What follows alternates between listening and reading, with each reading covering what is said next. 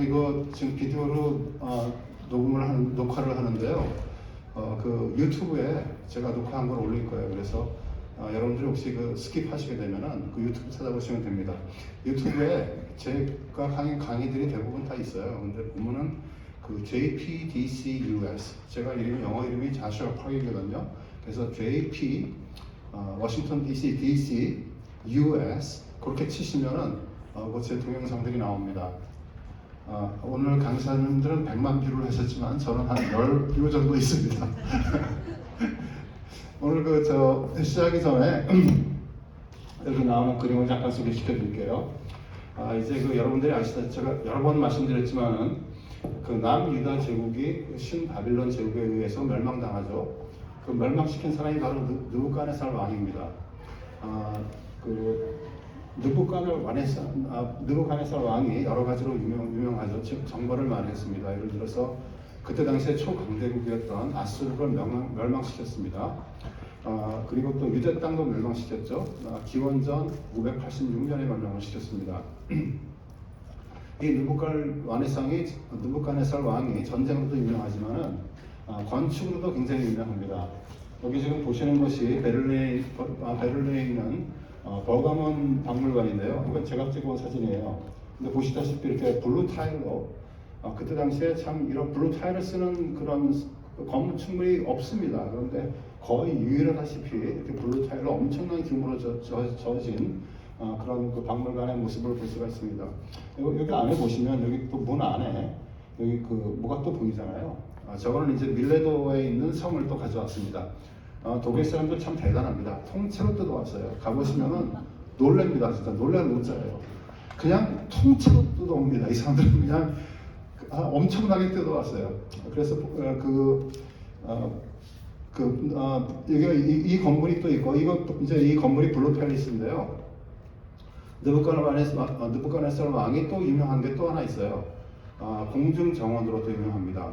그런데 그 공중정원은 우리가 유적이 발견되지가 않았어요. 그래서 기록상에는 많이 나와 있는데 우리가 실제로 본 사람은 아무도 없습니다. 그래서 그런 것이 또 유명하다는 것을 알려드리고, 보시는 이 문이 이제 이슈타르 게이트라는 건데요. 거기 안에 보면은 그 느부갓네살 왕이 이렇게 직접 자기가 시를 써놓은 것이 있습니다.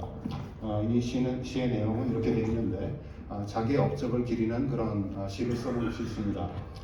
지금부터 얼마 전이니까 3000년 전이에요. 거의 586년 그때니까 지금 2023년이니까 2600년 전가량의 그때 이렇게 규모로 졌다는 것을 여러분들이 보시면 참 놀라게 됩니다. 제가 이렇게 이제 사진들을 종종 보여드리는데요. 그 보여드리는 사실 이유가 좀 있습니다. 우리가 성경을 읽을 때 그냥 옛날 이야기로 읽으면 그냥 그렇게 읽지 마시고, 실제로 이런 일들이 느부갓네살 왕이라든가 다른 여러 가지 그런 유적들을 제가 보여드리는 이유가 그것들이 역사적으로 얼마나 사실인가를 여러분들이 한번 보시기를, 직접 느끼시기를 바라기 때문에 제가 많이 그렇게 사진들을 보여드리곤 합니다. 지난 시간에 제가 마태복음 1장을 가면서 그 족보를 가지고 예수 그리스도가 지금 마태복음 1장에서 마태가 말하고 싶은 그 예수 그리스도의 모습이 어떤 것인가를 제가 설명을 쭉 드렸잖아요. 그러면서 제가 사사기를 가지고 거기서 말하는 그 왕이 누구신가 그 얘기를 했습니다. 사실상 그 마태복음 1장은 지난번에 제가 말씀드린 것처럼 메시아 대신 또 왕 대신 그런 예수 그리스도의 모습을 보여드립니다.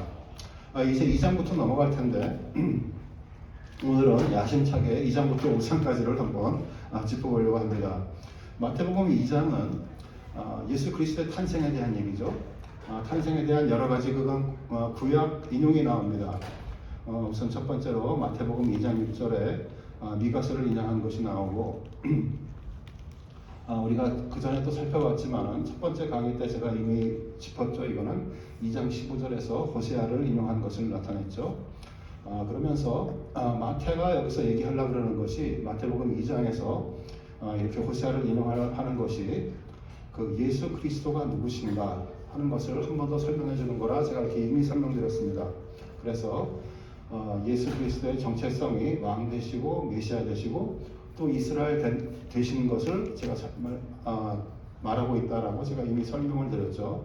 그러면서 그 예수 그리스도의 정가 이제 타이팔로지컬리 모형 예시적으로 봤을 때 이스라엘이 예수 그리스도의 모형이다라고 제가 그때 말씀을 드렸죠.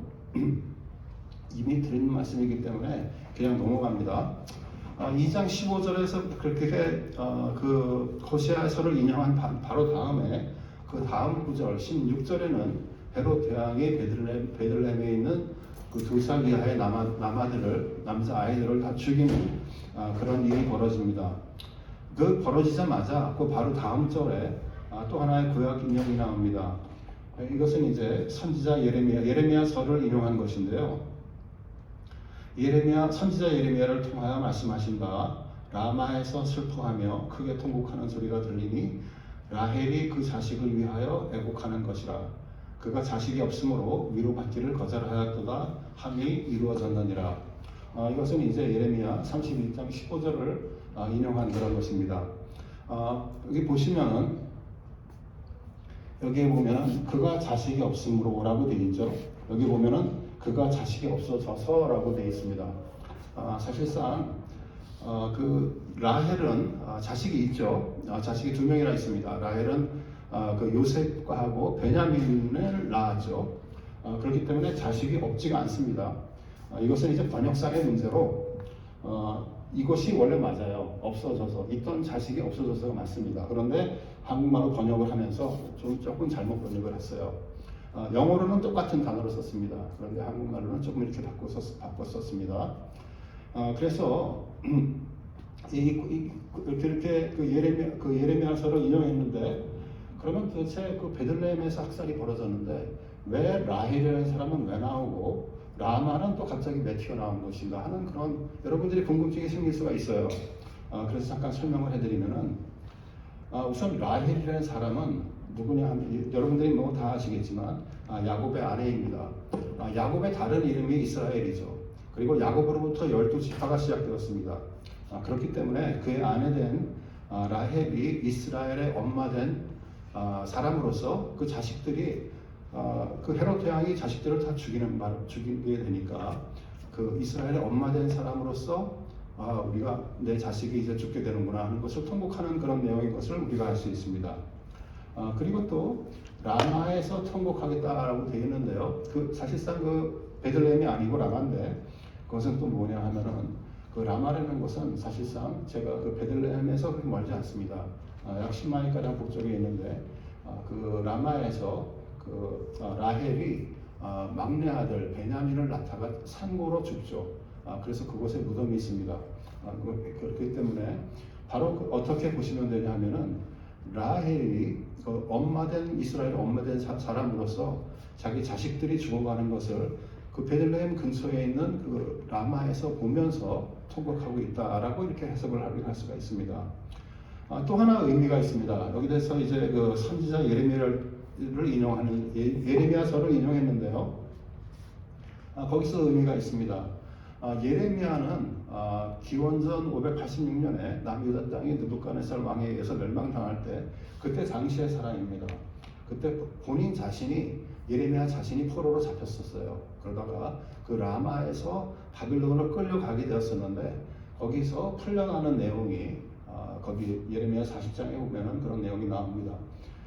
그래서 예레미야는 그런 그 예레미야를 인용한 것도 또 그런 내용이 포함되어 있다라고 우리가 볼 수가 있죠. 예레미야라는 사람을 잠깐 좀 설명을 해드리면은 이거는 제가 이제 지난번에도 보여드린 그런 이제 그 차트인데 솔로몬 이후에 남유다와 북이스라엘로 갈라지죠. 그러다 그때 당시에 이제 그 초강대국은 아수르 제국인데 그 아수르 제국에 의해서 북이스라엘은 기원전 722년에 멸망을 당합니다. 그때 이제 남유대 땅도 같이 공격을 했는데 어떻게 하면서 살아남습니다. 약 150년가량을 더 살아남다가 기원전 586년에 그 아수르 제국을 멸망시켰던 신바빌론 제국에 의해서 멸망을 당하죠. 바로 예레미야는 그때 사람입니다. 제가 이렇게 사각형으로 표현해 놨는데 그때 당시의 선지자입니다. 그때 당시에 비슷한 시기에 활동했던 그런 선지자들은 여기 써놨습니다. 제가 나훔, 스바냐, 하박국, 예레미야, 에스겔, 다니엘 이런 사람들이 있었습니다. 사실 그렇기 때문에 그때 당시에 이 사람들의 그 선지자 그 구약들을 읽어보시면은 그 내용들이 상당히 비슷한 부분이 많습니다. 어떤 내용이냐면은 하나님께서 우리에게 약속을 주셨죠. 다윗 때부터 약속을 주셨습니다. 땅을 주셨고 다윗의 왕조가 영원히 계속될 거라는 약속을 주셨는데 그 약속이 이제 땅도 뺏겼고 왕도 사라졌어요. 마지막 유대 왕의 왕조의 마지막 왕이 누구죠? 시드기야. 시드기야입니다. 시드기야는 어떻게 됐죠? 자기 아들 예루살렘에서 탈출하다가 잡혔어요. 그러다가 자기 눈앞에서 그 느부갓네살 왕의 군인들이 자기 자손들을 다 죽입니다. 그걸 눈으로 보고 있었어요. 그리고 자식을 죽이고 그 군인들이 그 시드기야 왕의 눈을 파버립니다. 파버려서 바빌론으로 포로로 끌려가요. 그러면서 그 유대의 왕조가 끝납니다. 자 보세요. 하나님께서 다윗 왕이 영원히 계속될 거라고 했는데 여기서 딱 끝납니다.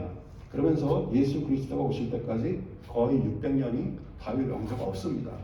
그렇기 때문에 이때 당시에 선지자들은 대부분 무슨 내용이냐면 하나님께서 저렇게 약속하셨던 내용이 어떻게 된 거냐, 우리 땅은 어디로 갔고 우리의 왕은 어디 있는 거냐 하는 퀘스천들이 다 있었습니다. 그 얘기를 담은 것들이 선지자들이에요. 그래서 그 선지자들을 보면은 그렇게 하나님께서 이렇게 심판을 하셔서 이렇게 멸망되고 끌려갔지만 그럼에도 불구하고 하나님께서는 계속 우리를 구원해 주실 거다라고 믿고 있고 또 앞으로 그런 구원자가 올 거를 예언하고 있는 것이 바로 이런 선지자들의 공통적인 내용입니다.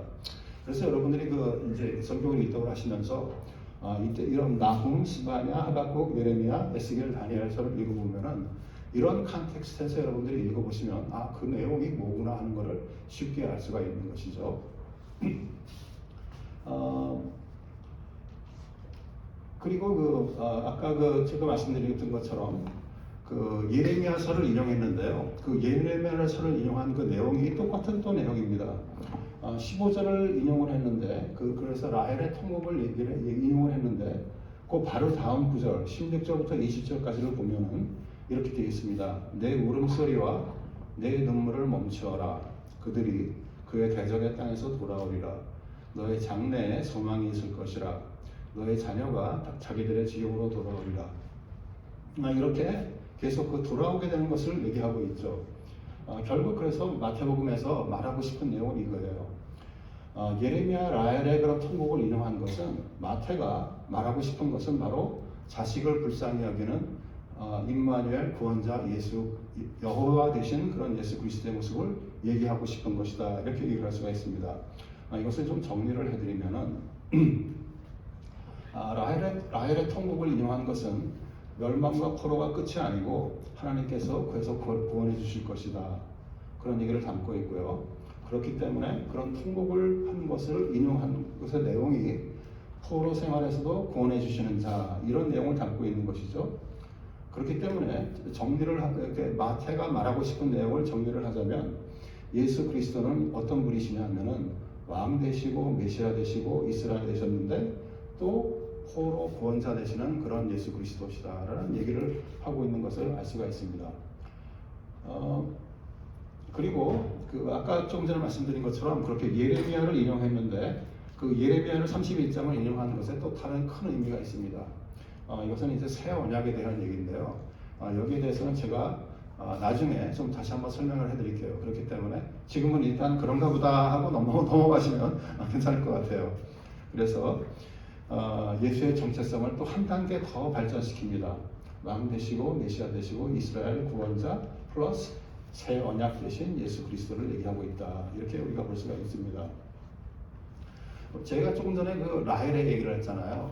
라헬의 얘기를 하려면은 어떻게 스토리를 좀 한번 말씀드려야 될 것 같아서 제가 지도를 한번 준비했습니다.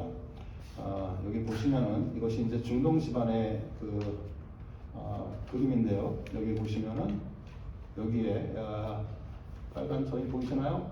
안 보이시나요? 잘 안 보이시나?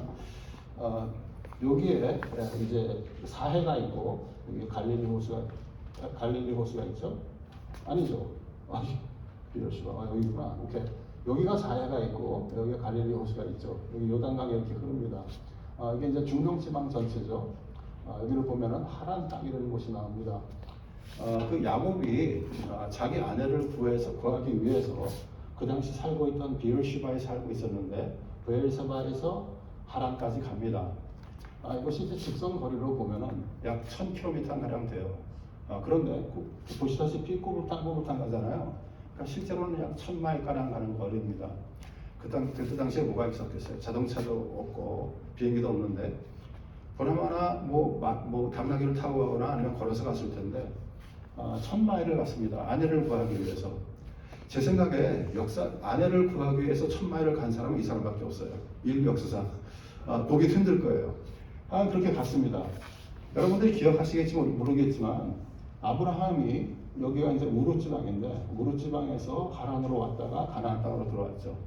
같은 경로입니다. 여기 보시면은 중간에 이제 이 빨간 선으로 되어 있는 것이 그것이 이제 야곱이 갔던 그런 경로죠.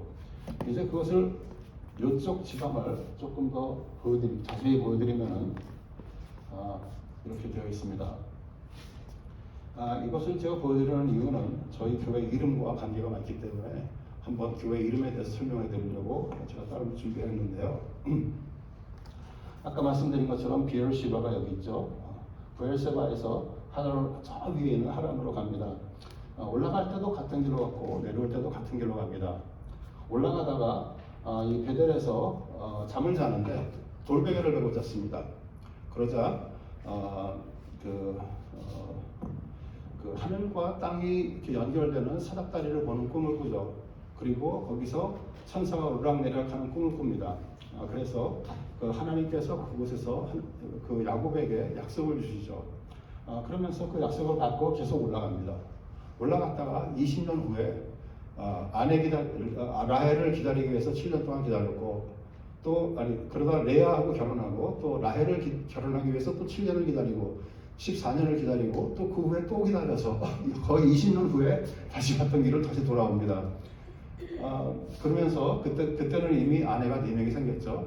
그래서 4명이 생기면서 돌아오는데 여기 보시면은 아까 말씀드린 베델이 바로 여기에 있죠. 또 내려오다가 이제 그 천사와 싸우는 장면이 나옵니다. 그래서 천사와 밤새도록 싸우고 이스라엘 이름을 얻고 허벅지가 간절히 부러지고 또 그 형 에서를 만나게 되죠. 그것이 바로 분이엘 역입니다. 여기 요단강의 동쪽에 바로 있죠. 그러면서 이제 세겜을 거쳐서 위로 내려오다가 아까 말씀 여기 베델에 다시 또 들리면서 지난번에 내가 20년 전에 내가 여기를 지나갈 때 하나님께서 나에게 이런 언약을 주셨지 하면서 그걸 기념하면서 돌탑을 쌓습니다. 그리고 계속 내려오면서 이 라마라는 곳이 바로 여기인데요. 그 라마에서 그 아내 라헬이 죽죠. 아까 조금 전에 우리가 얘기했던 것처럼 죽습니다. 그리고 이제 또 더 내려가서 원래 자기가 떠났던 브엘세바 동네, 헤브론 동네로 다시 돌아오는 것이 그 야곱의 여정입니다. 보시다시피 우리가 성경을 볼 때 이렇게 똑같은 비슷한 스토리가 여러 번 걸쳐서 나오는 경우가 많습니다. 예를 들어서 그 모세가 그 사막을 지나가다 물을 내는 장면도 두 번 나오죠. 바로 시내산 가기 전에 바로 나오고 또 나중에 한참 카데시라는 동네에 가서 또 나옵니다. 사람들이 이렇게 성경을 읽다 보면 그것이 요건과 조건과 헷갈리실 적이 많습니다. 그렇기 때문에 똑같은 스토리가 이렇게 여러 번 나오는 것을 좀 주의 깊게 보실 필요가 있죠. 베들도 똑같은 장면이 2번이 나오죠. 그래서 여러분들이 올라갈 때는 돌베개, 내려올 때는 거기서 제사를 쌓은 것, 그렇게 기억을 하시면 좀 기억하시기 좀 편합니다. 아까 말씀드린 이 동네, 하란이라는 동네는 이 동네 전체를 밧담 아람이라고 불러요. 밧담 아람이라고 부르고 이 하란이라는 곳에 유명한 것이 하나 있는데 그것이 바로 그 요상하게 생긴 집들입니다. 여기 지금 보시다시피 그 비하이브 하우스라고 되어 있는데요. 벌집처럼 생겼다고 해서 벌집이라는 그런 집들이 있습니다. 그리고 좀 더 가까이서 보면은 이렇게 생겼은 그런 진흙으로 만든 그런 집들이 있습니다. 그 하란에는 여기 보시다시피 이렇게 텔 아람이라는 텔 하란이라는 그런 성벽이 있는데요. 텔이라는 것은 언덕입니다. 중동 서방에 가보시면은 웬만한 도시 이름 앞에 다 텔이 붙습니다. 그것은 이제 고고학적인 의미가 있어서 그래요. 제가 나중에 사도 바울 얘기를 할 때 다시 한번 그때 설명을 드리겠는데, 언덕이라는 의미입니다. 그래서 텔아비브, 예를 들어서 그 이스라엘의 행정수도였던 텔아비브, 그러면 텔은 언덕이고 아비브는 봄이에요. 그래서 봄의 언덕, 이런 아주 기가 막히게 멋있는 이름을 가지고 있는 것이 바로 텔아비브입니다. 제가 2장을 그렇게 간단하게 이제 설명을 해드렸는데, 2장에서 끝나고 3장으로 넘어가면은 예수 그리스도께서 세례를 받는 장면이 나옵니다. 이렇게 시작합니다. 그때 세례 요한이 이르러 유대 강야에서 전파하여 말하되 회개하라 천국이 가까웠느니라. 그렇게 이제 세례를 주죠. 그러다가 이제 예수 그리스도가 그 세례 요한에게 찾아와서 세례를 받으시려고 합니다. 그러자 요한이 말려 이르되 내가 당신에게서 세례를 받아야 할 터인데 라고 반대를 하죠. 그러니까 예수 그리스도께서 모든 의를 이루는 것이 합당하니라 이렇게 말씀을 하십니다. 우선 첫 번째 그 세례 요한은 길을 예비하는 자죠. 예수 그리스도를 예비하기 위해서 오신 자입니다. 그런데 그 예비하기 위해서 왔던 그 예수 그리스도가 자기한테 세례를 받고자 하니까 당황한 것이죠. 그래서 내가 당신한테 어떻게 세례를 드립니까? 라고 그렇게 얘기를 하는 것이죠. 또 하나의 의미는 세례 요한이 세례를 준 것은 회개의 세례입니다. 즉 죄를 진 사람들에게 회개하라 천국이 가까웠느니라. 그러니까 회개의 세례를 주는 것이죠. 그런데 예수 그리스도는 여러분들께서 아시다시피 죄가 없으신 분이잖아요. 그러니까 그 죄 없으신 분이 어떻게 세례를 받겠습니까? 하는 그런 의미도 포함되어 있죠. 결국은 설명해 드리면은 신실하시고 죄가 없으신 하나님의 아들이 신실하지 않고 죄 많은 이스라엘을 대신해서 이 대신이라는 말을 여러분들이 좀 주의 기억하시면 좋을 것 같아요.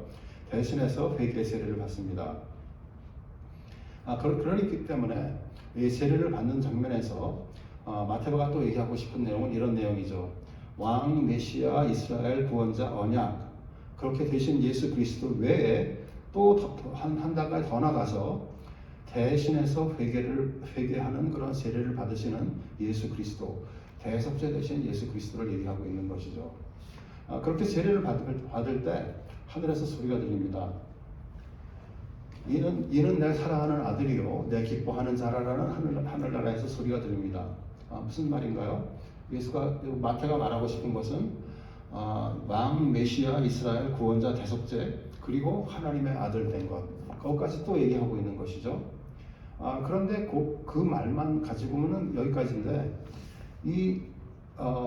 마태복음 11장에 마태복음 3장 17절에서 내 사랑하는 아들이오라는 말은 시편 2편을 인용한 말입니다. 시편 2편은 이렇게 되어 있습니다. 너는 내 아들이라 오늘 내가 너를 낳았도다. 내게 구하라. 내가 이방 나라를 내 유업으로 주리니 내 소유가 땅끝까지 이르리로다. 죄송합니다. 이르리로다 이렇게 되어 있습니다. 결국 우리가 이렇게 그 구약에 써 있는 그런 내용을 합해서 우리가 같이 보면은 마태가 얘기하고 있는 것이 왕 메시아 이스라엘 구원자 대속죄 하나님 아들, 거기다가 이방 나라를 유업으로 주고 땅끝까지 이르는 예수 그리스도를 얘기한다. 우리가 이렇게 이해할 수가 있는 것이죠. 이 말이 너무 기니까 저는 그냥 땅끝 예수라 이렇게 해서 표현을 할게요. 자, 그리고 그 바로 다음에 내 기뻐하는 자로다 이런 말이 나옵니다. 이것은 이사야 42장 1절을 인용한 말입니다. 내가 붙드는 나의 종, 내 마음에 기뻐하는 자, 곧 내가 택한 사람을 보라. 그가 이방의 정의를 베풀리라. 이렇게 되어 있죠. 이사야 42장 1절은요. 그 이사야에 나오는 그 여러 개의 그런 종의 노래 중에 하나입니다. 제가 거기다 써놨는데 종의 노래, Sacred Songs가 있는데요. 그것은 이제 이사야 42장 우리가 지금 인용한 것도 있고 49장에 있고 50장에 있고 52장, 53장에 이렇게 여러 군데 있습니다. 그렇기 때문에 이사야 42장을 인용한 마태의 그런 그가 의미하는 그것은 왕, 메시아, 이스라엘 구원자, 대속제, 하나님 아들, 땅끝 예수, 거기다가 종처럼 순종하고 정의를 베푸는 왕이다라는 의미를 또 더하고 있다는 것을 우리가 알 수가 있는 것이죠.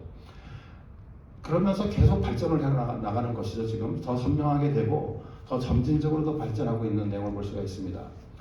자, 그렇게 얘기를 하시고 마태복음 4장에서 이제 그 마귀에게 시험을 받습니다. 제가 지난번에도 한번 말씀을 드렸지만은 마태복음 4장은 첫 번째 4장 1절의 첫 단어가 then이라는 말로 시작을 합니다. then 그러면은 우리는 이때, 그때 이렇게 한국말로는 그렇게 번역을 합니다. 그런데 그 성경을 번역할 때요, 그 의미가 then이라는 말의 의미는 때때로 그때, 이때의 그런 시간적 의미보다는 therefore, thus 이런 의미가 강해요. 그렇기 때문에 그러므로 이런 의미가 강합니다. 우리가 이것을 어떻게 알 수 있냐면요, 3장과 4장을 비교해 보세요. 3장에는 물이었고요, 물 얘기였습니다. 4장에서는 광야, 사막의 얘기입니다. 물에서 사막으로 바뀌었습니다. 3장에서는 하늘에서 소리가 들렸어요. 4장에서는 사탄의 소리가 들립니다. 지옥의 소리죠. 3장에서 하늘 소리, 4장에서 지옥의 소리입니다. 3장에서는 영적인 세례를 받았어요. 4장에서는 영적인 전쟁이 벌어집니다. 3장에서는 기쁨과 힘이 있었는데 4장에서는 약한 예수 그리스도의 모습이 나옵니다. 40일 동안 금식하고 줄인 예수 그리스도의 모습이 나오고요, 시험받는 예수 그리스도의 모습이 나옵니다. 이거 보면은 예수 그리스도한테 이렇게 영적인 축복을 받으면 고난이 따릅니다. 그것이 정상입니다. 우리가 때때로 간증을 듣다 보면은 내가 예수 그리스도를 만난 다음에 모든 것이 평탄해지고 모든 것이 완벽해졌다라고 말씀하시는 간증들도 있습니다. 여기서 여러분들이 기억하셔야 돼요. 그러면 만약에 그렇게 됐다면은 뭔가 체크업을 하셔야 됩니다. 그 전에 있었던 그 영적인 축복을 체크업해 보셔야 돼요. 왜냐하면 성경에서 가리키는 것은 항상 축복에 있으면 시험이 있습니다. 그분이 완벽한 삶을 살았다 그래도 누구보다도 완벽한 삶을 살았던 예수 그리스도도 바로 고난을 받으셨습니다. 여기 4장의 1절에 보면 예수 그리스도께서 성령에 이끌려 사막으로 갔습니다.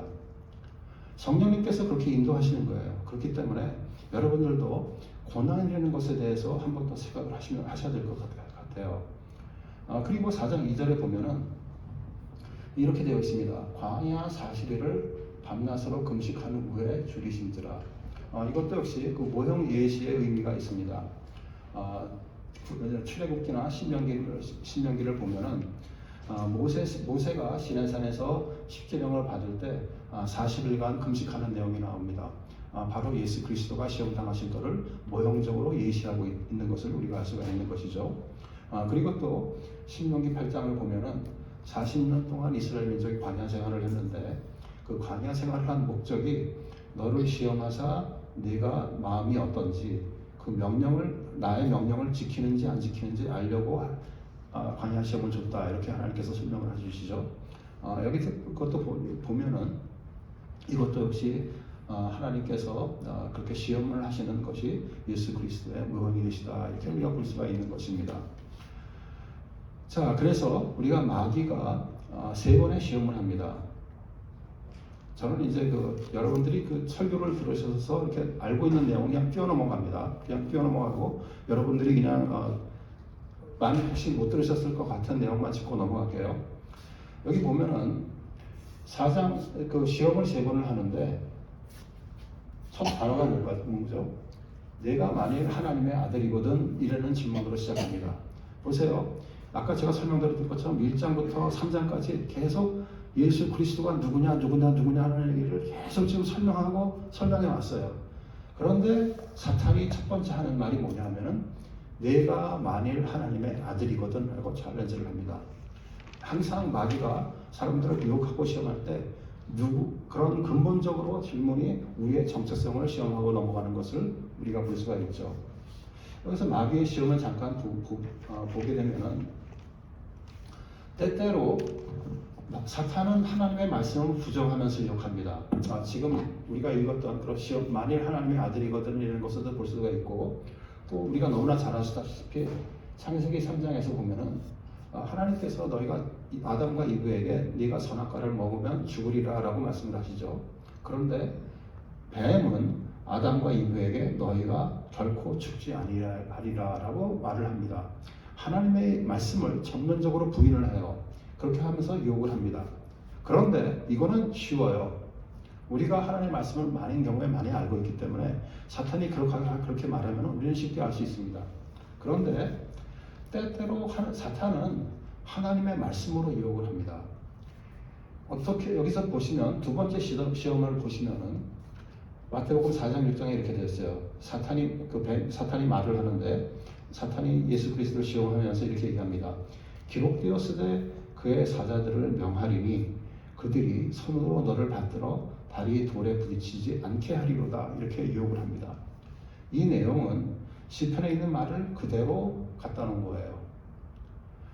시편에 똑같은 말이 또 써 있습니다. 자, 보세요.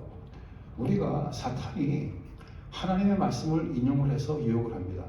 이게 힘들어요. 제가 이번 강의에서 크게 보는 성경을 수없이 떠들잖아요. 그리고 제가 지난번 시간에도 우리가 성경을 왜 크게 봐야 되는가 많이 얘기했습니다. 바로 그것의 가장 근본적인 내용이 바로 여기에 있어요.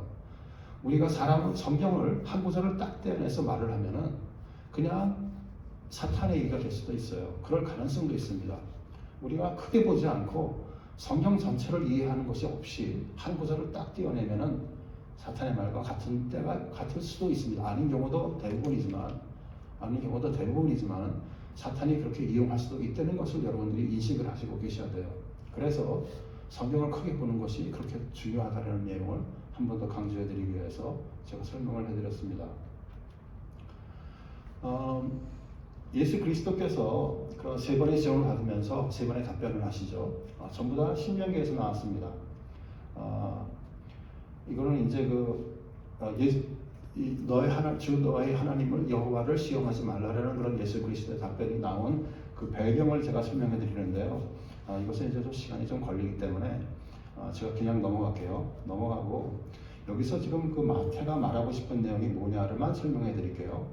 아까 제가 설명했던 것처럼 왕 되시고 메시아, 이스라엘 구원자, 대속제, 하나님 아들, 땅끝 예수, 순종하는 왕이었는데 이제 우리가 함께 계시는 여호와를 얘기하고 있는 것이죠. 바로 임마누엘 대신 언약 대신 예수 그리스도를 말하고 있는 것입니다. 그 다음 장을 보시면은 야데니트라는 곳에 제가 사진을 두 군데를 넣었습니다. 이제 이곳은 우리는 뭐 정확히 모르죠. 예수 그리스도가 세례 요한에게 세례를 받은 곳이 어디인지 정확히 모릅니다. 하지만 우리가 그 성경에 나오는 정황들을 이렇게 찾아봤을 때 가장 여기가 맞을 것이다라고 추측을 할 수는 있죠. 그 추측을 하는 곳이 바로 야데니트라는 곳입니다.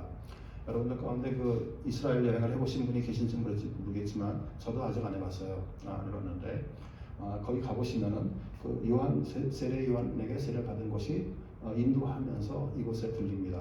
그래서 제가 이곳을 사진으로 보여드리려고 가져왔습니다. 또 그리고 그 예수 그리스도가 사역하실 당시에 시작하시기 전에 그런 그 사진, 그 지도인데요. 여기 보시면 뭐 여러 가지가 인포메이션이 많이 있는데 바로 그 야데니트라는 곳이 그 갈릴리 호수와 사해를 잇는 그 요단강 이 부분이 야데니트라고 되어 있습니다. 그리고 그 시험 받으신 곳이 이 부분이 아닐까라고 우리가 짐작을 하고 있습니다. 지난 시간에 제가 그 가이사라의 지도를 보여드렸잖아요. 가이사라가 여기 있고 여기 요파라고 되어 있죠. 요파가 되어 있는 곳이 아까 제가 말씀드린 텔 아비브입니다. 예루살렘은 요 아래 있죠. 자, 그러면서 1장부터 4장까지 그렇게 예수 그리스도에 대한 설명을 합니다. 제가 지난번에 시간에 1장을 설명드리면서 마태복음을 여러 가지로 나눌 수가 있는데 가장 쉽게 볼 수 있는 방법은 세 부분으로 나누는 것이다. 제가 그렇게 말씀을 드렸죠. 1장부터 4장까지 하나의 서두고 4장 17절부터 갈릴리 사역이 시작이 되고 또 16장 21절부터 예루살렘 사역이 시작이다. 그렇게 말씀을 드렸습니다. 그것을 말씀드리면서 그때 4장 17절을 제가 설명해 드렸죠. 거기에 이렇게 되어 있습니다. 이때부터 예수께서 비로소 오늘 하울링이 되지. 전파하여 이르되 회개하라 천국이 가까웠느니라 하시더라. 이렇게 시작합니다. 여기 내용이 바로 갈릴리 사역을 시작하시면서 회개하라 천국이 가까웠느니라 라고 선포를 하시고 시작하신 것이죠. 그렇기 때문에 그 바로 몇 절 뒤에 나오는 산상수훈, 5장부터 7장까지 있는 산상수훈은 결국 천국이 어떤 곳인지 그리스도를 따르는 제자들의 삶이 어때야 하는지를 우리가 거기에 대한 말씀이라는 것을 우리가 쉽게 알 수 있습니다. 제가 오늘은 5장만 말씀드릴 거예요. 6장과 7장은 여러분들께서 설교를 통해서 많이 들어보신 내용일 테니까 5장만 말씀드리겠습니다. 5장은 인트로덕션이 이렇게 1절과 2절에 있고요. 그다음에 우리가 오늘 잘 아는 팔복, 축복 받는 자, 천국 주인 된 사람들의 삶이 이래야 된다라고 하는 것에 대한 내용이 3절부터 10절까지 있고요. 그 다음에는 빛과 소금 된 제자들의 삶이 11절부터 16절까지 나오고, 그 다음에 그리스도와 율법에 대한 내용이 17절부터 마지막까지 있습니다. 제가 오늘 말씀드릴 내용은 이 율법에 대한 얘기예요. 율법에 대한 얘기가 물론 딱딱하겠죠. 딱딱하지 않도록 한번 노력해 볼게요. 우선 율법에 대해서는 예수 그리스도께서 굉장히 진지하셨습니다. 아까 그 시험에서도 아시다시피 예수 그리스도께서 신명기의 내용으로 다 답을 하셨어요. 8장과 6장의 내용으로 답을 하셨죠.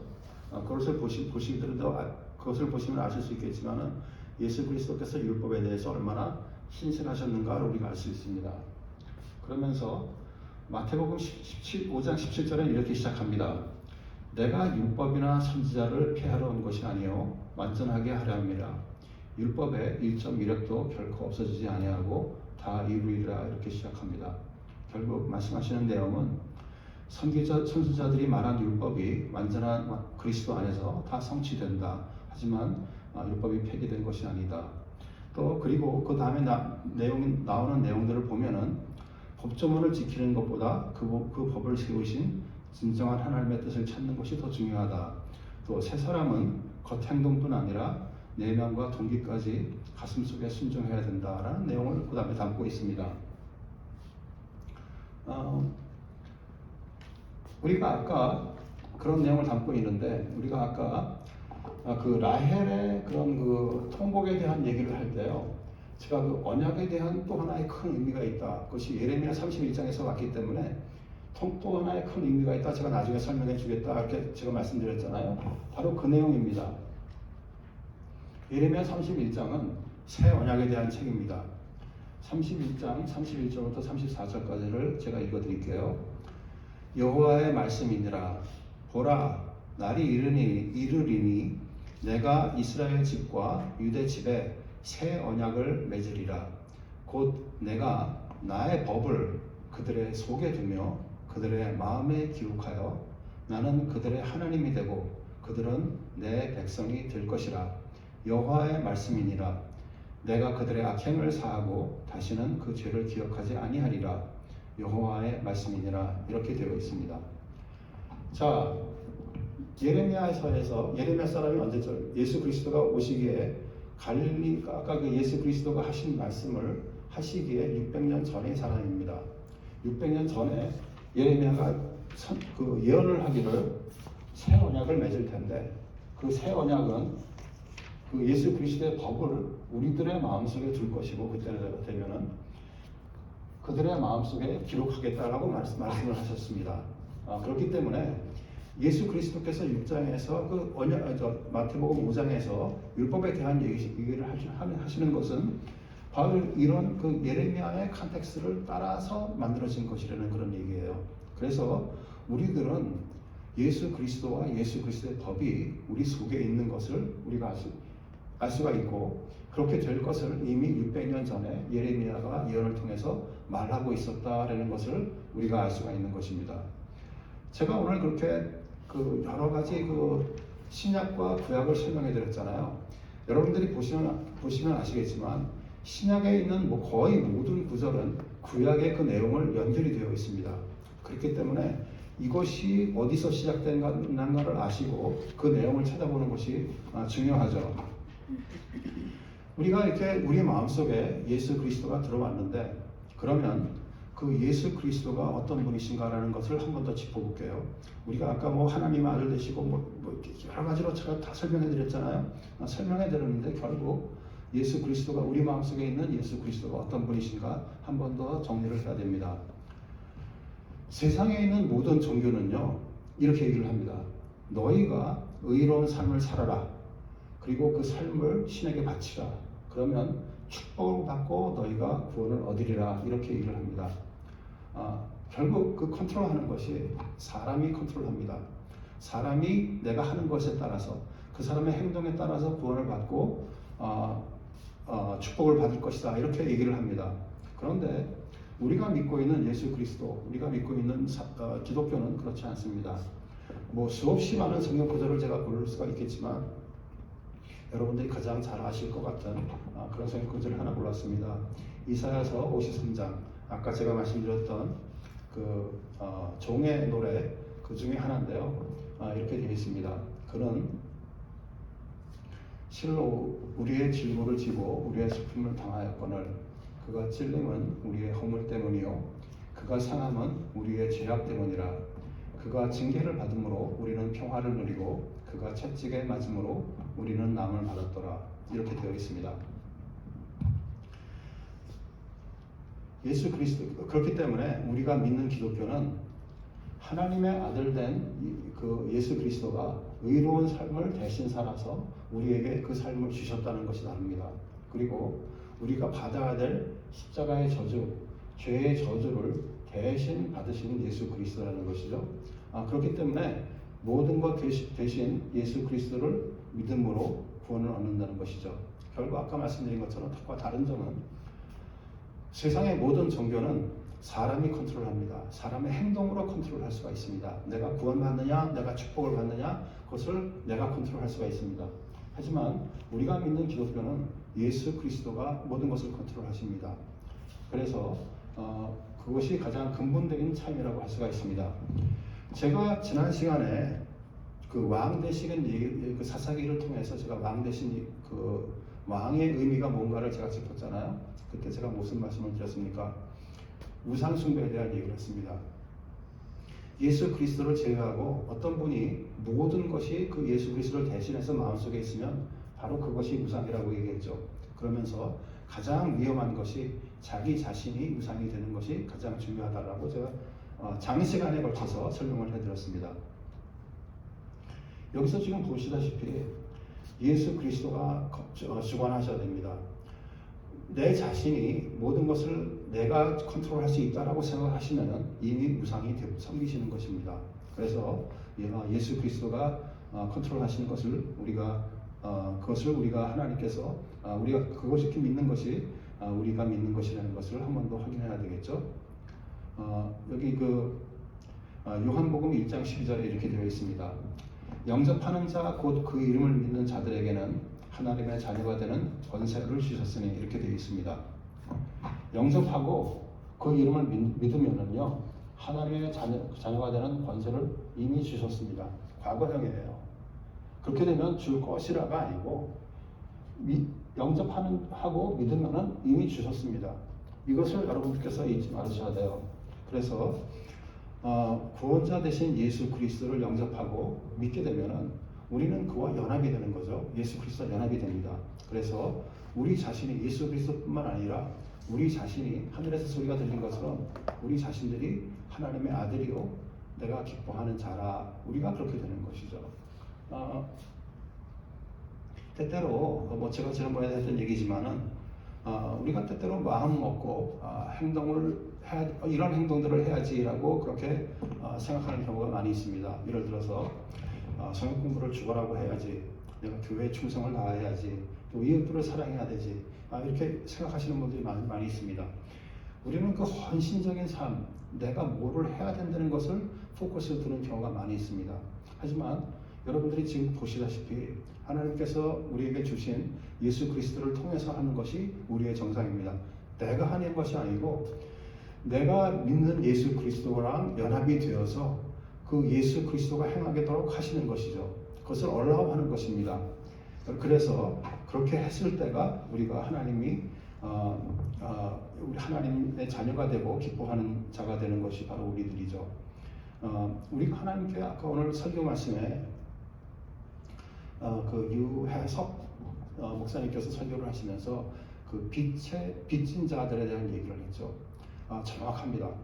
우리가 빚지게 되면은 겸손할 수밖에 없고 우리가 빚지게 되면은 이렇게 행동을 합니다. 그래서 우리가 예수 그리스도와 연합이 되고 우리가 빚진 것들, 그가 대신해서 제 삶을 살아지고 그가 대신해서 십자가를 나 대신 지어지고 그가 나를 대신해서 그 죄의 저주를 받은 것, 그것들을 다 우리가 인정하고 그렇게 됐을 때 그 빚진 자 되는 것을 인정할 때 우리가 그리고 섬기는 것이 교회고 이웃 사랑이고 그리고 또 내가 성경 공부도 할 수 있는 것이고 내가 하나님의 말씀을 더욱더 묵상하고 즐길 수 있는 그런 것이 되어야 되죠.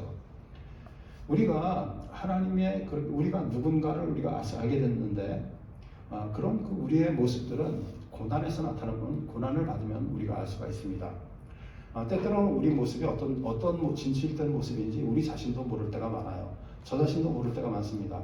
그런데 그것은 우리가 고난을 받게 되면 그때 드러납니다. 고난을 받을 때 사탄은 항상 이렇게 시작을 합니다. 예수 그리스도에게 시험했던 것처럼 내가 만일 하나님의 아들이거든 라고 시작하는 것과 같이 사탄은 우리에게 네가 진정 예수 그리스도의 자녀라 라고 시작을 합니다. 그래서 세상에 있는 종교들은 우리가 뭔가 잘못했기 때문에 우리가 뭔가 부족하기 때문에 우리가 고난을 받는다고 얘기를 합니다. 욥의 경우가 대표적인 경우입니다.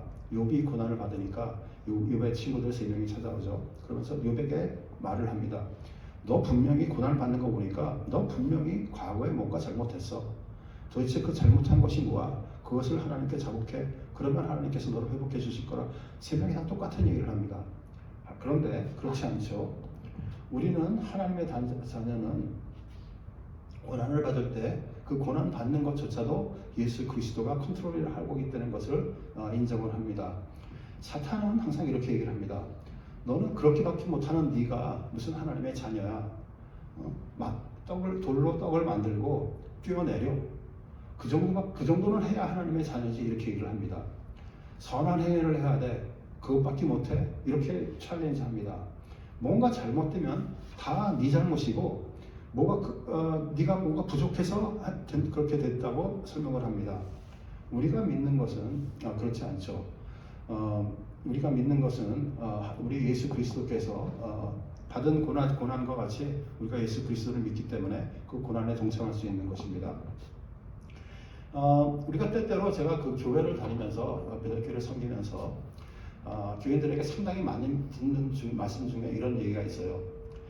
상처받았다는 얘기. 상처받았다는 얘기를 굉장히 많이 듣습니다. 저희 교회만 그렇게 많은 건지 다른 교회도 많은 건지는 제가 잘 모르겠는데 상처받았다는 얘기를 엄청나게 많이 듣습니다. 그런데 성경적으로 보면요, 상처받지 않는 게 크리스찬이에요. 여러분들 어떤 사람들이 여러분에게 도전을 하고 여러분들을 이렇게 시험하죠? 상처받지 마시기 바랍니다. 그냥 그렇게 쉽게 상처받는 것이 아니고 우리는 약하지만 강한 사람들이에요. 우리는 우리 스스로 할 수 있는 게 없는 사람들이지만은 우리 속에 예수 그리스도가 있고 그분과 함께 되었기 때문에 우리는 강한 사람들입니다.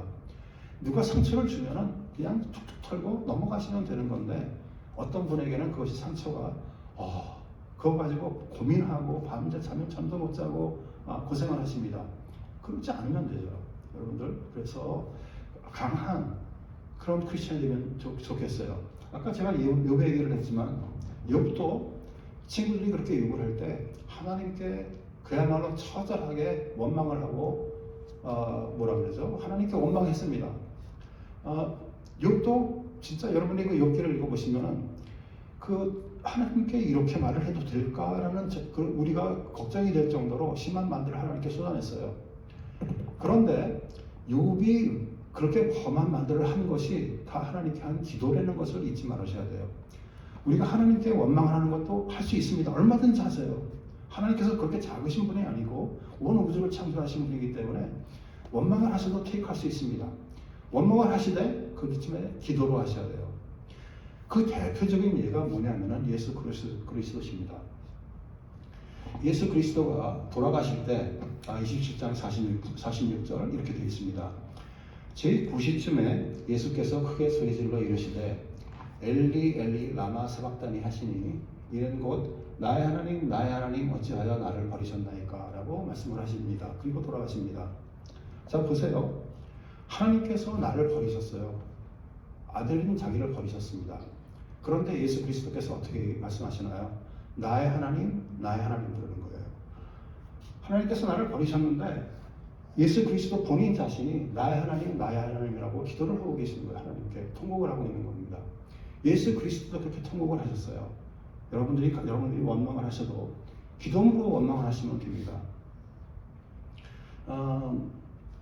아까 또 그리고 여러분들이 기억하셔야 될 것은 예수 그리스도도 그렇게 고난 받으신 것이라는 것을 여러분들이 꼭 잊지 마시길 바랍니다. 그래서 고난에 지쳐 불평이 나올 때도 욥이 그랬던 것처럼 또 예수 그리스도가 그랬던 것처럼 하나님께 간구하고 기도로서 그것을 견뎌내셔가시기를 축복드립니다.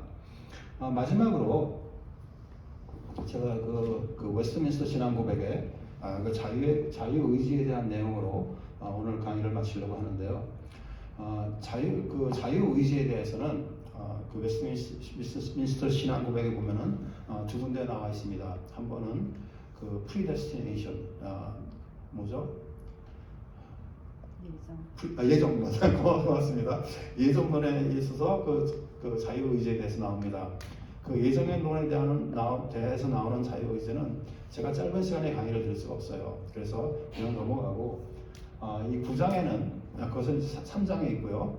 이제 9장에는 또 다른 자유의지가 나옵니다. 이것은 이제 여러분들이 신앙생활을 할 때 적용되는 그런 내용이 나옵니다. 3조에 이렇게 되어 있습니다. 본성적인 사람은 죄 안에 죽어 있어서 자기의 힘으로 자신을 회개시키거나 회개하도록 준비시킬 수 없다. 아까 말씀드린 것처럼 우리가 컨트롤할 수 없습니다. 그걸 인정하셔야 되죠. 그러면서 4조에 이렇게 나와 있습니다. 하나님께서는 죄인을 회개시켜서 그가 본성적 죄의 속박으로부터 자유케 하시고 오직 하나님의 은혜로 그가 영적으로 선한 일을 자유롭게 원하고 행할 수 있게 하신다. 아까 제가 말씀드린 것처럼 예수 그리스도와 하나가 될 때 여러분들이 그가 영적으로 선한 일을 자유롭고 원하고 행할 수 있게 하신다는 것을 여러분들이 인정하셔야 돼요. 그러나 그는 자신의 남아있는 부패성 때문에 선한 일을 완전히 원하지 못하고 또한 선한 일만 원하지도 못하고 악한 일도 원한다. 오늘 설교 말씀에서도 잠깐 나왔지만 사도 바울이 오라나는 권고한 자도라고 고백했던 것처럼 우리도 선한 일만 하지 못합니다. 그렇지만 우리 예수 그리스도께서 주신 힘으로 그런 것들을 이겨나가길 바랍니다. 하나님께서 천지를 창조하시고 창세기 1장에서 선지를 창조하시죠. 그러면서 2장 1절에 들어가면서 이렇게 되어 있습니다. 천지와 만물이 다 이루어지니라 그렇게 되어 있습니다. It is finished라고 나옵니다. 예수 그리스도께서 돌아가시기 직전에 요한복음 19장 30절에 이렇게 되어 있습니다. 예수께서 신 포도주를 받으신 후에 이르러 다 이루었다 하시고 It is finished. 머리를 숙이니 영혼이 떠나가니라 이렇게 되어 있습니다. 하나님께서 창조를 하시고 모든 것이 끝났습니다. 그런데 그곳에 죄가 들어와서 우리의 인류의 역사가 시작됩니다. 그렇게 인류의 죄가 들어온 인류 역사가 계속 흘러가다가 그것을 하나님께서 한 번에 해결하시기 위해서 예수 그리스도를 보냈습니다. 그래서 예수 그리스도가 십자가에 달려 돌아가시면서 그 마지막 말씀이 It is finished. 똑같은 단어예요. 돌아가셨습니다. 그래서 그것을 기억하시고 이렇게 우리를 위해서 돌아가신 예수 그리스도를 붙잡고 여러분들이 살아가시는 것이 바로 여러분과 저의 우리의 삶의 목적입니다. 그래서 오늘 강의는 여기까지 하고 이번에 그 마태복음의 그 1장부터 5장까지를 제가 설명을 드렸잖아요. 이제 다음 강의는 이렇게 성경을 이렇게 순서대로 갈 수가 있습니다. 지금 마태복음 1장부터 5장까지 쭉 왔던 것처럼 이렇게 성경을 또 순서대로 갈 수도 있고, 또 한 가지 방법은 어떻게 갈 수가 있냐면 어떤 주제를 놓고 그 주제의 성경에 이곳 저곳에서 어떻게 얘기하느냐, 이걸 볼 수가 있습니다. 지금 제가 이렇게 순서적으로 온 거는 어떤 면에서 그 비브리컬 티올로지, 성경 신학이라고 할 수가 있습니다. 그리고 또 제가 다음 시간에 임마누엘에 대한 얘기를 할 텐데, 임마누엘에 대해서 성경에 이곳저곳에 있는 것들을 다 모아서 그것이 어떤 의미가 있는 것인가 제가 또 설명드리려고 그래요. 그리고 마지막 시간에는 7번째 시간에는 성만찬에 대해서 얘기를 할 겁니다. 그것은 우리가 신학적으로 얘기할 때 조직 신학이라고 얘기를 해요. 어떤 토픽을 놓고 성경에서 여기저기서 어떻게 얘기하는가 보는 겁니다. 그래서 2번은 비브리컬 테올로지를 제가 설명을 드렸고, 또 나머지 다음 시간과 다음 시간에는 주제를 놓고 그렇게 조직 신학적으로 보는 것을 제가 설명을 드리려고 해요. 제가 이렇게 설명을 하다 보니까 신학에 대해서 어떤 거창한 얘기를 하려고 하는 것 같은데 그 내용이 아닙니다. 다시 한번 말씀드리지만은 신약에 나오는, 제가 오늘 보여드렸다시피 신약에 나오는 거의 모든 내용이 찾아보면은 다 구약과 연결이 되어 있습니다. 그렇기 때문에 우리가 성경을 크게 본다는 것이 어떤 것인가, 여러분들이 그것만 캐치하시면 돼요. 다른 것들은 다 캐치 안 하셔도 되는데, 구약에서 말하고 있는 것, 제가 첫 번째 강의를 시작할 때 그렇게 말씀드렸죠. 구약을 제일 잘 알고 있던 유대 사람들이 예수 그리스도를 몰라봤습니다. 우리가 그렇게 몰라보면 안 되잖아요. 그러기 위해서 우리가 신약과 구약을 한꺼번에 보면서 그 속에서 예수 그리스도를 찾아가는 것이 우리의 사명이고 우리가 묵상해야 될 그런 기도 제목입니다. 그래서 그런 것을 여러분들이 이해해 주시길 바라고 오늘 강의는 여기까지 하겠습니다. 혹시 질문이 있으시면은,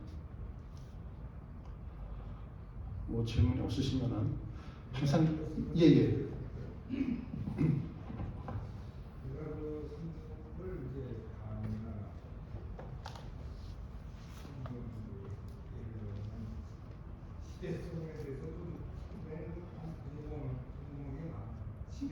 시대성이요? 예. 우리는 지금 강의를 들으면서 이스라엘 역사 속에서 하나님의 행하시고 그리스도가 나오셔서 이렇게 융화되게 되고 그런 걸 지금 배우고 있잖아요. 근데 여기 오신 분들은 한국에서 공부를 하시고 미국 오신 그래서 성경을 대할 때마다 우리 얘기가 아닌 것 같다. 그게 아니고 우리는 중국 역사에 대해서 익숙해 왔잖아요. 소설이나 중국 무협 소설, 삼국 그런 다 이제 그런 걸 다 계시는 거의 다 생각하거든요. 그래서 성경하고 우리가 매치해 볼 때 저 시대는 우리 고대 중국이나 한국 어떤 사이클에 분석돼 있냐 이런 거에 대해서 항상 의문을 갖고 알고 싶고 그래서 그런 거에 대해서는 혹시 이제 나중에 기회가 되시면은 우정부나 공부사하고 한번 그런 기회를 가져주셨으면 어떨까. 그래서 제가 얘기를 드리는 감사합니다. 지금 말씀하신 내용이 우리가 한국 역사와 이 성경에 나오는 스토리와 어떻게 연결이 되는가, 사실 저도 고민했던 부분이에요. 그래서 제가 강의를 사실 슬라이드를 준비했었는데 그걸 빼놓고 했는데, 예수 그리스도 볼 때는 여러분들이 어떻게 이해하시면 되냐면요, 그 고조선이 끝나고 삼국시대가 막 시작되기 전, 마한 지난 또 하나 보죠. 마한 지난 사만 시대가 있었는데 마한하고 지난하고 또 하나 보죠. 변한인가 맞나요? 맞아요, 진짜. 그 삼국 시대가 시대기 전은 바로 그 시대랑 지금 예수 그리스도 시대랑 거의 같습니다. 그리고 제가 그 중국의 역사 차트를 그래서 제가 좀 스터디를 했어요. 그래가지고 그 중국의 역사들과 저 성경상의 역사가 어떻게 매치가 되는지 한번 좀 조사한 것이 있었어요. 그거는 제가 이번에 강의에 제가 포함시키지 않았는데, 한 가지 여러분들이 기억하셔야 될 거는 뭐냐면은, 이 중동의 역사는 우리가 생각하는 것보다 훨씬 더 길고 깁니다. 어떻게 생각해보면 이거 또 저한테 돌던지지 마세요. 저는 사실을 얘기하는 거니까. 한국 민족의 문명이요, 이 중동의 역사에 비해서 상당히 떨어져 있습니다. 예를 들어서 청동기 역사가 언제 시작됐느냐, 철기 역사가 언제 시작됐느냐. 또 제가 그리고 이번에 이제 다음에 그 강의할 때 제가 성경에 대한 강의를 할 텐데요. 그 성경이 어떻게 됐는가 얘기를 하면서 제가 그 로마 시대 때 우체국 얘기, 로마 시대에 있었던 우체국 얘기와 한국 시대에 있었던 파달마. 여러분 파달마 기억나세요? 여기 말 타고 와서 또 말 갈아타고 또 여기 연기해주고, 그것과 약 1500년이 차이가 납니다. 엄청난 차이가 있습니다. 로마 시대 때 있었던 일들이 예수 그리스도가 오실 때 얘기죠. 예수 그리스도가 오셨을 때 그때 당시의 얘기가 한국에서 똑같은 일이 벌어진 건 임진왜란 이후입니다. 그래서 그 파갈고 전까지는 이 봉화로 연결을 했어요. 그런데 그것이 이제 그렇게 해서 차이가 많이 납니다. 이런 식으로 그 제가 연구를 좀 하다가 중간에 스탑했어요. 왜냐하면은 제일 큰 약점이 뭐냐면은 한국 역사는요, 남아있는 기록이 거의 없습니다. 제일 오래된 역사책이 뭐죠? 여러분 학교 때 배웠어요. 삼국유사, 삼국사기. 예, 삼국사기가 더 오래됐어요. 삼국유사가 조금 더 나중인데 거기 보면은 단군 시대부터 시작합니다. 그런데 그 단군 시대의 역사하고 아브라함의 시대하고 비슷해요. 기원전 2000년 전 그 시기입니다. 그래서 비슷한데 삼국사기는요, 기원 후 1000년, 1100년 그 사이에 만들어졌어요. 자 보세요. 창세기는 기원전 구약은 기원전 1500년에 쓰여졌어요. 그런데 그것하고 기원 후 1000년에 쓰여진 삼국사기하고 같이 얘기할 수가 없어요. 왜냐하면 그 소스가 너무 시대가 차이가 나기 때문에. 그래서 제가 이것을 보여드리고 싶은 마음은 저도 너무나 간절한데 두 개가 매치하지 않습니다. 다릅니다.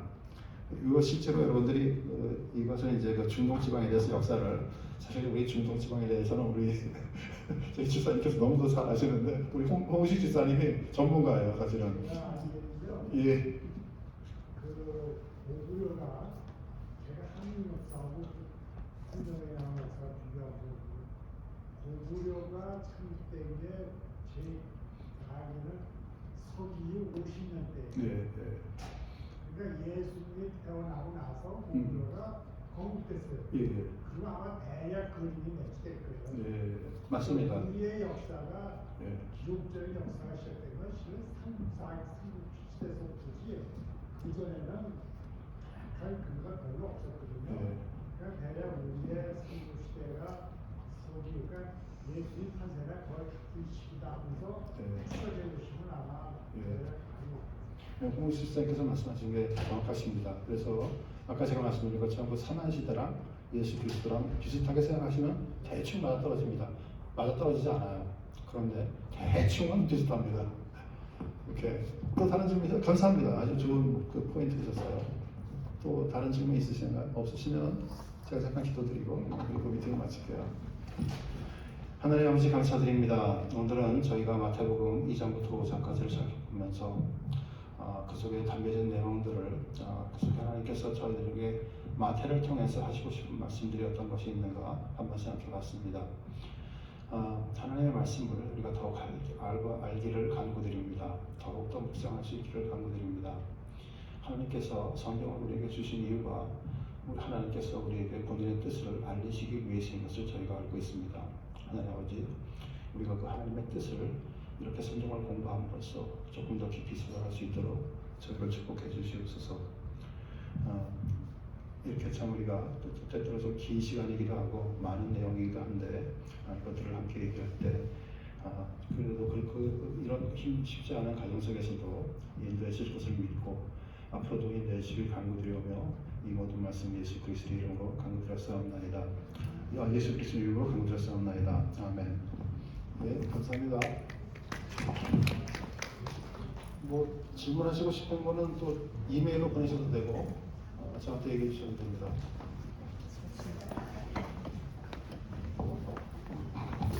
Thank you.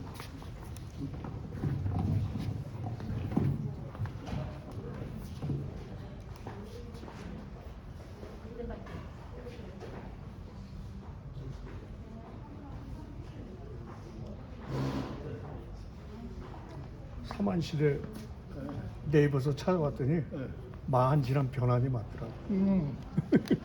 그래요? 요즘 뭐 그냥 이게 있으니까 그 말실수하면 안 금방 돼. 그 자리에서 판결이 나버려. 그러게.